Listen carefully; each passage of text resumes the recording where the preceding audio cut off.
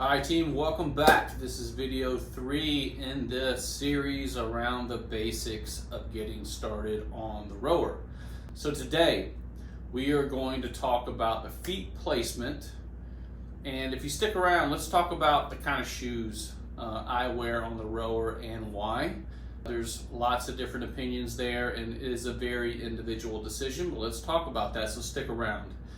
Also, we are going to just recap a little bit on what we've covered so far. So, video 1, if you haven't seen it, was all about setting up the rower for you, your size, your height. Video 2 was all about the seat, how to sit on the seat with a forward angle in order to get a full and proper stroke with the hip swing that is needed to generate the power with the legs. So check out those 2 videos at the end. I will put the links in the descriptions. All right, so let's head to the rower. All right, well, we covered setup in the first video. We talked about how to put your feet in the stretchers, set up the placement of these foot stretchers so that the strap goes across the bottom shoelace. And here's where that matters. If you play with these up and down, and you should, you will see that your hips and your ankles are affected differently depending upon the height of these feet stretchers. So I wear a size 10 shoe. I have it set to a 4. For other rowers, this is of course going to be different, but you should set up very similar. But this gets me in a good position personally for a good leg drive, hip swing, and recovery. I don't need to use these straps to pull me back to the catch position. As you can see here, it allows me to get shins vertical, push, hip swing, arms, back to the catch, and I feel very connected to the feet stretchers and the rower for the right power. I got the right amount of heel lift for me.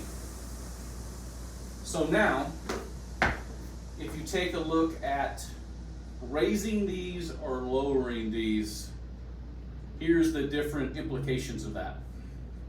So let's go ahead and take these just one layer up to a 3.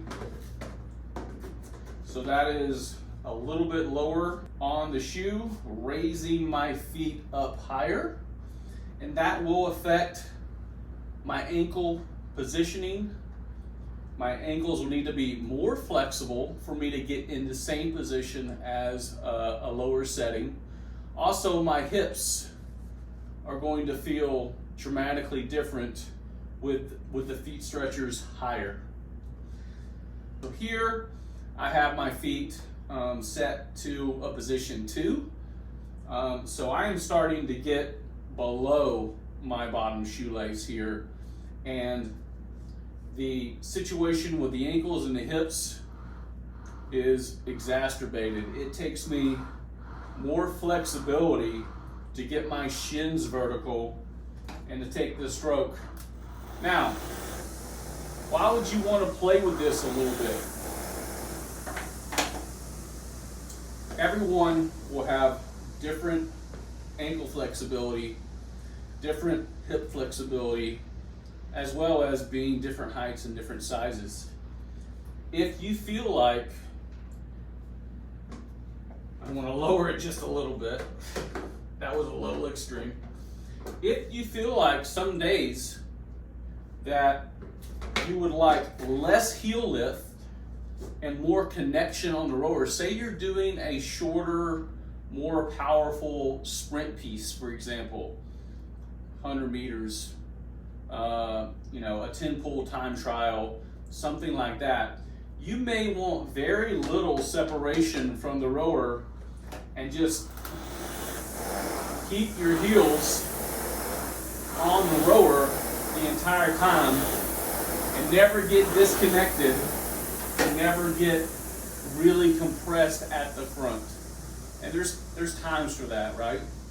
But you definitely do not want to say, this is my position on the feet stretchers, and leave it at that. There are reasons to play with this. Just like if I go down past my normal position to a 5, that way the strap is above my shoelaces.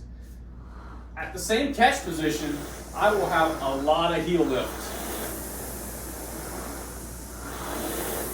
And maybe I want that on this piece to have a slower, more powerful stroke. Say I'm rolling this piece at a 16 or 18 strokes per minute.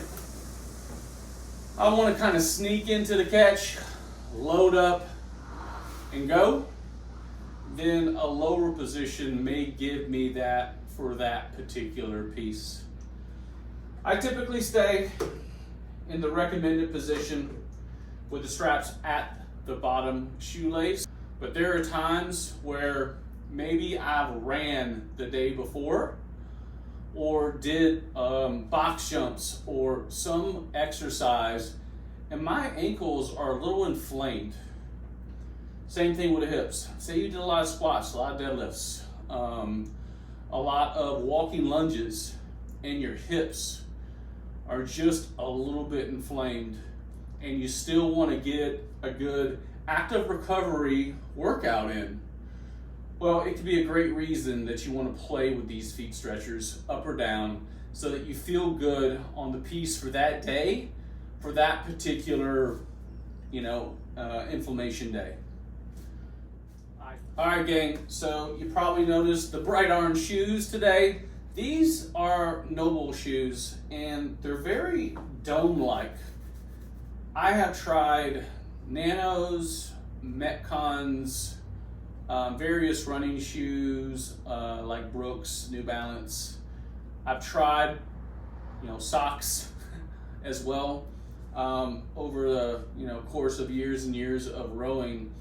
And here's what I encountered, and please tell me if you encounter this too. On long rows, typically 45-minute plus rows, my left foot will start to tingle and feel like it's kind of asleep. I had that issue for 3 or 4 years. And that is why I tried various shoes. It's because of the more dome style of these shoes, meaning they're kind of almost like a boot. There's way more support up top than a canvas type shoe typically, that my feet do not fall asleep on the rower with these shoes on. This is what works for me. So if you have the same issue, you may just want to give it a try. I would love to know in the comments, does anybody else have this issue? When I research it, I don't find a lot of information, and that includes rowing forums and exercise forums in general. So if this happens to you, please let me know. And if you fixed it another way, that would be great to know as well. All right, team, I hope that was helpful. If you want to catch the other 2 videos or past rowing videos, I'm going to put a playlist up, and we will see you in the next video. Thank you.